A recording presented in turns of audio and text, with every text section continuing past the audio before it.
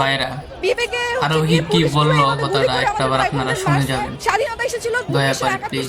আরোহীর সাথে যদি আপনারা একমত থাকেন তাহলে এই ভিডিওটা আসলে লাইক করবেন এবং শেয়ার করে দিবেন, অন্যকে দেখার জন্য সুযোগ করে দিবেন।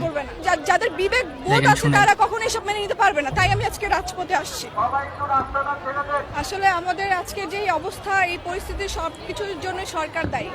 সরকার যদি তার ক্ষমতা ঠিকভাবে ব্যবহার করতেন তাহলে আজকে আমাদের এই আন্দোলনে এসে দাঁড়াতে হতো না এবং আমাকে এই ব্যানার নিয়ে দাঁড়াতে হতো না যে সরকারের পদত্যাগ চাই।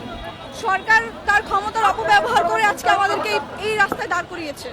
তো এই জন্য আমি সরকার পদত্যাগ চাই। আর যত আমাদের ভাই বোনরা মারা গিয়েছে সবকিছু তার নির্দেশে কিন্তু বাস্তব একদম তার একটা ন্যায্য দাবি করেছিল, সেই ন্যায্য দাবি যদি সে সঠিক সময়ে পালন করত, আমরা চাই যে তাদের মতন সেলিব্রিটিরা রাজপথে মারা যেত না, আজকে আমাদের এই রাস্তায় মিছিলে দাঁড়াতে হতো না এবং আমাকেও এই কথাটা বলতে হতো না।